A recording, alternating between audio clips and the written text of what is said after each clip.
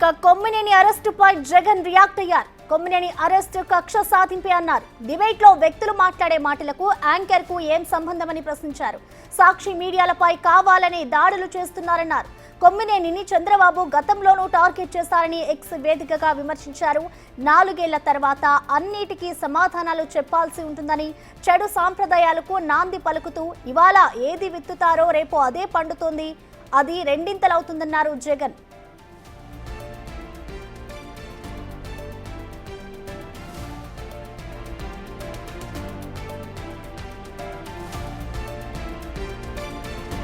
Kommineni అరెస్టుపై Jagan react అయ్యారు. Kommineni arrest కక్ష సాధింపే అన్నారు జగన్. ఇటు డిబేట్ లో వ్యక్తులు మాట్లాడే మాటలకు యాంకర్ కు ఏం సంబంధమని ప్రశ్నించారు ఆయన.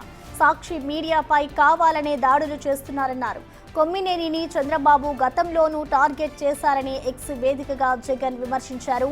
ఇటు 4 ఏళ్ల తర్వాత అన్నిటికీ సమాధానాలు చెప్పాల్సి ఉంటుందని, చెడు సంప్రదాయాలకు నాంది పలుకుతూ ఇవాళ ఏది విత్తుతారో రేపు అదే పండుతోంది, అది రెండింతలవుతుందన్నారు జగన్.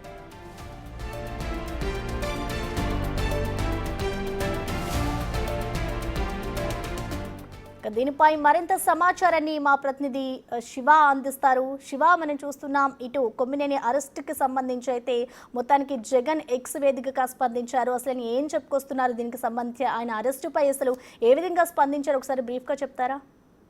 మొత్తం మీద చూసుకుంటే ఆంధ్రప్రదేశ్ లో అరాచకానికి కేరాఫ్ అడ్రస్ గా మారిందని చెప్పి మాజీ సీఎం జగన్మోహన్ రెడ్డి ట్విట్టర్ వేదికగా వచ్చాడు. ప్రజాస్వామ్యం, చట్టం, న్యాయం కూని అయిపోయాయి. ప్రజలు ప్రజాస్వామ్యవాదుల్ని, మేధావుల్ని, జర్నలిస్టుల్ని భయప్రీతులు చేస్తున్నారు. ఏడాది కాలంగా సీఎం చంద్రబాబు ఇష్టానుసారంగా వ్యవహరిస్తున్నారు. చట్టం, న్యాయం, ధర్మం అనేది లేకుండా అరాచకపు, అన్యాయానికి సంబంధించి పరిపాలన కొనసాగిస్తున్నారు.